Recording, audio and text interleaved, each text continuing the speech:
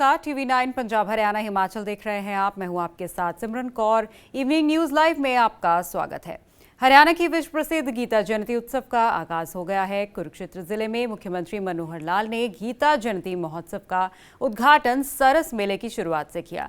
CM Khattar ने कहा कि सरस मेले के माध्यम से हरियाणा प्रदेश की संस्कृति की पहचान विदेशों तक पहुंचेगी। सरस मेले में 600 स्टॉल लगाए जाएंगे और 25 देशों से लोग सरस मेले में आएंगे और 10 जिलों से गीता जयंती में आने वाले यात्रियों के लिए किराए में 50% छूट दी जा रही है। साथ ही सीएम खट्टर ने कहा कि अगला कार्यक्रम ऑस्ट्रेलिया में प्रस्तावित होगा।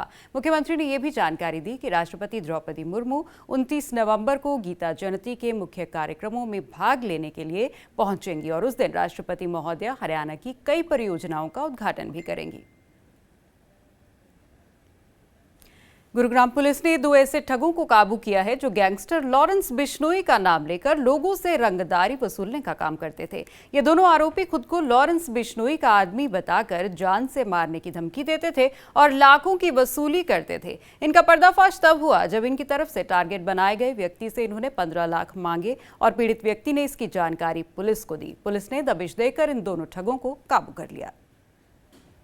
14 तारीख को एक व्यक्ति के पास, जो झाड़सा के रहने वाले हैं, उसके पास फोन आया कि आपको 50 लाख रुपए हमारे को देने हैं, नहीं तो हम आपके जो है ना वो क्या कर देंगे। जिसके संबंध में उसने कहा कि इतने पैसे मेरे पास नहीं है। तो उन्होंने अगले दिन फिर 25 लाख की बात की और ऐसे धीरे धीरे बार्गेनिंग होते होते वो 15 लाख में उनकी बात तय हुई कि भाई 15 लाख रुपए हम दे देंगे, नहीं तो इन्होंने धमकी दी थी कि हम लॉरेंस बिश्नोई गैंग के आदमी हैं और पैसे नहीं दोगे तो हम तुम्हारी गोली मार के हत्या कर देंगे। इस तरह की चीजें थी। तो उन्होंने डर के इस तरह की बात इनसे करते हुए 15 लाख में डील फाइनल हुई और फिर इन्होंने वो एक जगह बताई शंकर चौक के पास है कि आप पैसे वहां पे 15 लाख रुपए वहां पे रख दो, हम वहां से उठा लेंगे।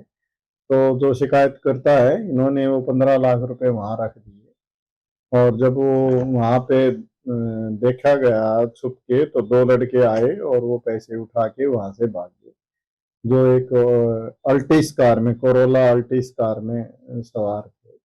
तो उनके खिलाफ केस रजिस्टर करके हमारी क्राइम ब्रांच सेक्टर 17 ने काम करते हुए उसमें जो शामिल दोनों आरोपी थे, इसका एक का नाम विनीत व एक का नाम शकील है, हमने उनको गिरफ्तार कर लिया है। उनसे गिरफ्तार करके जो गाड़ी इन्होंने प्रयोग की थी इस सारे प्रकरण में, उस गाड़ी को हमने बरामद कर लिया है। कोरोला अल्टिस कार थी। 2 इनसे वेपन हमने बरामद किए हैं और जो 15 लाख रुपए इन्होंने वहां से जो फिरौती के नाम पे इनसे लिए थे, वो 15 लाख रुपए भी इनके कब्जे से बरामद किए गए हैं और कुछ जिंदा कारतूस भी इनसे बरामद किए गए हैं। आज हम इनको कोर्ट में प्रोड्यूस करके और आगे की कार्रवाई के लिए इनका पुलिस रिमांड सीख कर रहे हैं। उसके बाद आगे की इन्वेस्टिगेशन इसमें की जाएगी। पूछताछ में ये भी बात सामने आई है कि एक लड़का इनमें से पहले से इस जो शिकायत करता है, इनका एक होटल जो इन्होंने लीज पे दे रखा है उस पे काम करता था।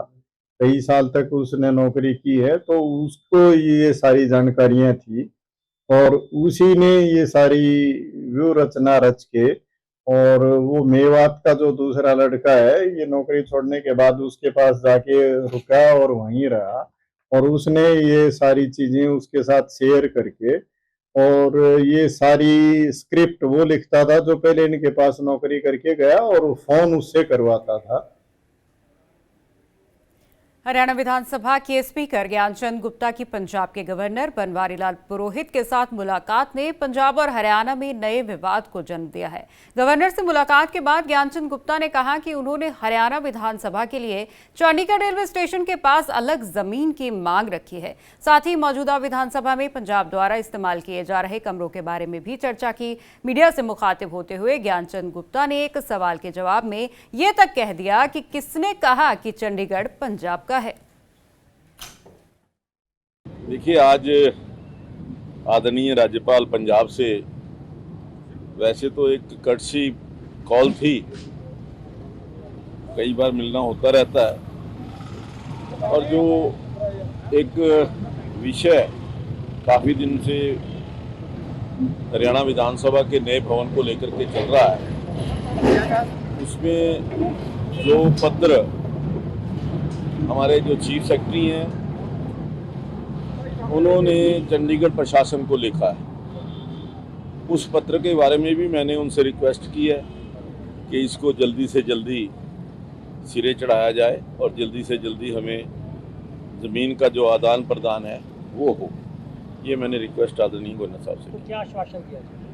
कहा कि जल्दी कोई अगले हफ्ते मीटिंग जो चंडीगढ़ प्रशासन के अधिकारी हैं उनसे करेंगे और उसके बाद निर्णय करेंगे। तो आपने रिकमेंडेशन दी होगी कौन सी जगह हमारे लिए सूटेबल है? हाँ, वो हमने ऑलरेडी बताया हुआ है कि जो रेलवे स्टेशन का जो चौक है उसके लेफ्ट हैंड साइड के ऊपर ऑलरेडी हमने विज़िट किया था और उसमें हमारे अधिकारी भी थे और जो चंडीगढ़ प्रशासन है उनके भी अधिकारी। तो ये पंजाब के कई पॉलिटिकल पार्टीज का विरोध कर रही हैं, वो कह रही हैं कि हरियाणा की विधानसभा चंडीगढ़ में ही होनी चाहिए, हरियाणा में नहीं बने। क्यों बने? ये तो वो कारण नहीं, कारण तो बताएं। कारण तो यही बोला जा रहा है कि चंडीगढ़ पंजाब का है। तो किसने कहा चंडीगढ़ पंजाब वही का? बोल रहे हैं। तो उनके कहने से थोड़ा ही हो जाएगा। जब तक हरियाणा मौजूद है, हरियाणा का पूरा हक है। हरियाणा ने कभी ये नहीं कहा कि चंडीगढ़ पंजाब का है। चंडीगढ़ दोनों सूबों की राजधानी है और इसके ऊपर दोनों का बराबर हक है। ज्ञान जी, जो हरियाणा विधानसभा अभी है वहाँ जो पंजाब ने कब्जा कर रखा है जिस हिस्से के ऊपर, वो उसके बारे में तो कोई नहीं, वो हमने ऑलरेडी भेजा हुआ है और मैंने उसके लिए पीछे जो वहाँ के स्पीकर हैं, क्योंकि स्पीकर चेंज हुए हैं, उनसे रिक्वेस्ट की थी कि हमें वो जो हमारा 20 कमरे हैं वो वापस दिए जाएं। उधर हरियाणा विधानसभा के स्पीकर ज्ञानचंद गुप्ता ने पंजाब के राज्यपाल बनवारी लाल पुरोहित नाल एक मुलाकात की थी। इस मुलाकात तो बाद सूत्रों तो पता लग गया कि मुलाकात च हरियाणा विधानसभा के स्पीकर ने राज्यपाल बनवारी लाल कोलों विधानसभा वास्ते वक्री जमीन की मांग की और इस खबर उत्ते राजा वड़िंग ने अपनी तलख प्रतिक्रिया दी है। वड़िंग ने कहा कि हरियाणा की बीजेपी सरकार पंजाब के हकों उत्ते डाका मारन की कोशिश कर रही है। वड़िंग ने कहा कि भावें पानियां का मुद्दा होवे भावें खेती कानूनां दा, बीजेपी हमेशा ही पंजाब नाल वितकरा करदी आई है जिसनूं बर्दाश्त नहीं किया जाएगा। पता लग गया कि अज स्पीकर हरियाणा विधान सभा के जिहड़े स्पीकर ने उन्होंने राजपाल जी नाल मुलाकात की है, यानी कि पंजाब के राजपाल नाल मुलाकात की है ते मंग की है कि सानू जमीन अलॉट की जाए वक्री विधान सभा के वास्ते।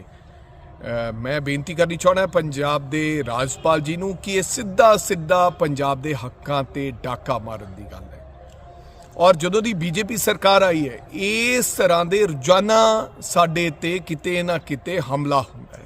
पहला तुसी 3 काले कानून बनाए, फिर साडी BBM दे विच साडी हिस्सेदारी, फिर जिहड़ी साडी यूनीवर्सिटी का नाम बदलने की गल की गई। सो मेरी तुहानू बेनती है हाथ जोड़ के कि इस तरह तुसी पंजाब के लोगों नाल ते पंजाब दे नाल वितकरा ना करो। आ थोड़े दिन पहले ही अमित शाह जी का एक बयान आया कि पंजाब नूं जो भी पानी उहदे कोल हैगा मौजूद वो देना पएगा। क्यों देना पएगा? साडे कोले अपने पीण वास्ते पानी नहीं रह जाएगा तो असीं पंजाब नूं किद्दां पानी देंगे? सानू इस गल का पता है कि तुसीं कानून दे राही कानून का सहारा लैके साडे ते यह काम ऑर्डर थोपना चाहुंदे हो कि कानून ने कहा कि हुण पंजाब नूं पानी देना पएगा।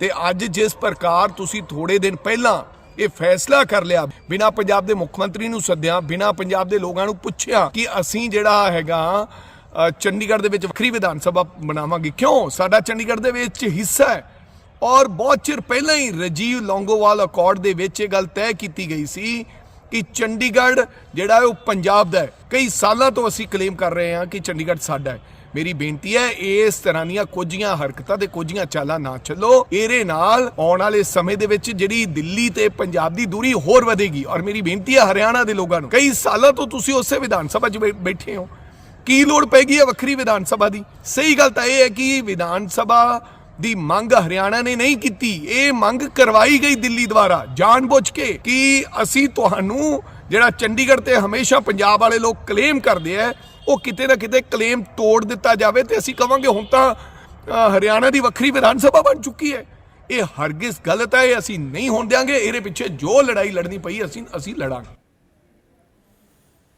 हरियाणा में ड्राइवर के नाम पर 110 करोड़ के शराब कारोबार का सनसनीखेज खुलासा हुआ है। पानीपत का रहने वाला ड्राइवर खुद ही गृह मंत्री अनिल विज के पास पहुंच गया, जहां उसने इसकी शिकायत की। ड्राइवर की शिकायत मिलते ही अनिल विज ने ईडी सहित 4 विभागों को इसकी जांच सौंप दी है। इसके साथ ही ड्राइवर की सुरक्षा के लिए तुरंत पुलिस सिक्योरिटी भी तैनात कर दी गई है। ड्राइवर अंबाला से पानीपत पुलिस की सुरक्षा में ही वापस लौटा। ये पानीपत का एक व्यक्ति है कुलवीर मलिक।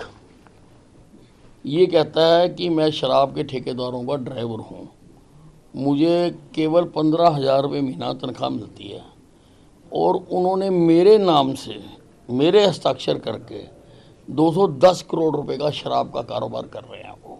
वो बाकायदा उसने मुझे लिखित दिया है ये सारा, और उनके नाम दिए हैं जो लोग कर रहे हैं। तो मैंने बात की है, मैंने डीजीपी से बात की है, एक्साइज एंड टैक्सेशन के जो हमारे एसीएस हैं मैंने उससे बात की है, मैंने इनकम टैक्स के कमिश्नर से भी बात की है, और हम अभी ईडी का कॉन्टैक्ट नंबर ले रहे हैं, क्योंकि ये एनफोर्समेंट डायरेक्टरेट का काम भी बनता है, बहुत बड़ा मामला है, वो भी ले रहे हैं। और मैंने एसपी पानीपत को भी कहा है कि तुरंत इसकी एफआईआर दर्ज की जाए और इसको अंबाला से ही सुरक्षा प्रदान की जाए, क्योंकि यहाँ अब ये मेरे पास आ गया तो इसके साथ कोई मिस हैपनिंग ना हो जाए। इतना बड़ा ये डिस्क्लोज़र कर रहा है, ये बहुत बड़ा डिस्क्लोज़र है कि 210 करोड़ रुपए का काम हो रहा है उस आदमी के नाम जिसको केवल 15,000 रुपये की तनख्वाह मिलती है। तो सारे अधिकारियों को मैंने कहा है और इस पर कार्रवाई करवा रहे हैं। और पानीपत पुलिस को मैंने कहा है कि आप अपनी पुलिस भेजो, अब उनकी पुलिस आ रही है यहाँ पर, कि मेरे पास से ही इसको सुरक्षा में लेके जाओ। पीसीए स्टेडियम च क्रिकेट एसोसिएशन ਮੈਂਬਰਾਂ ਦੀ ਮੀਟਿੰਗ ਹੋਈ। ਐਸੋਸੀਏਸ਼ਨ ਦੇ ਸਾਬਕਾ ਪ੍ਰਧਾਨ ਦੇ ਅਸਤੀਫੇ, ਆਡਿਟ ਮੈਂਬਰਾਂ ਦੇ ਅਸਤੀਫੇ ਅਤੇ ਸੁਪਰੀਮ ਕੋਰਟ ਵੱਲੋਂ ਐਸੋਸੀਏਸ਼ਨਾਂ ਨੂੰ ਦਿੱਤੇ ਗਏ ਨਵੇਂ ਆਦੇਸ਼ਾਂ ਬਾਰੇ ਇਸ ਮੀਟਿੰਗ 'ਚ ਚਰਚਾ ਹੋਈ। ਹਾਲਾਂਕਿ ਕ੍ਰਿਕਟ ਐਸੋਸੀਏਸ਼ਨ ਦੇ ਨਵੇਂ ਬਣੇ ਮੈਂਬਰਾਂ ਦੇ ਇਸ ਬੈਠਕ 'ਚ ਸ਼ਾਮਲ ਨਾ ਹੋਣ ਕਰਕੇ ਵੀ ਉਹਨਾਂ 'ਚ ਨਾਰਾਜ਼ਗੀ ਰਹੀ।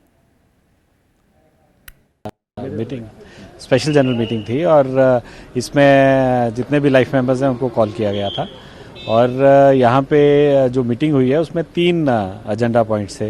एक हमारे जो प्रेसिडेंट हैं मिस्टर चाहल, अब तो पास्ट प्रेसिडेंट हो गए क्योंकि उन्होंने रेजिग्नेशन दे दिया था, और एक ऑडिटर्स थे उन्होंने भी रिज़ाइन दिया हुआ था, और तीसरा था जो सुप्रीम कोर्ट ने कुछ जो कॉन्स्टिट्यूशंस में चेंजेस लाने को कहा था सब एसोसिएशंस को, उसके बारे में चर्चा करने की बात थी।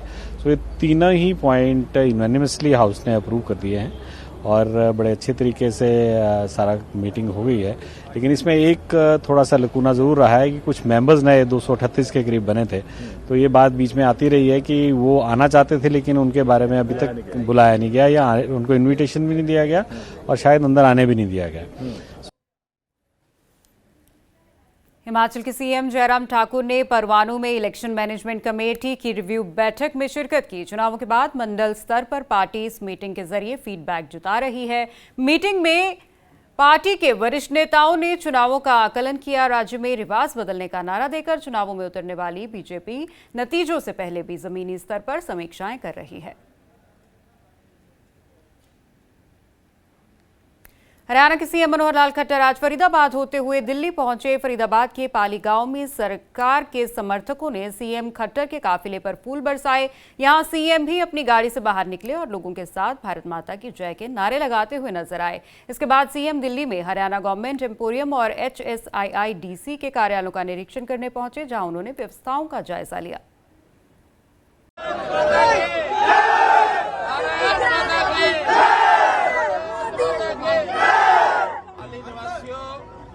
नौजवान भाइयों, आपका बहुत बहुत अभिनंदन। आपने इतनी बड़ी संख्या में यहाँ और ये स्वागत किया। वास्तव में मुझे लगता है कि इतने से काम नहीं चलेगा, एक बार फिर मैं आऊंगा, इसलिए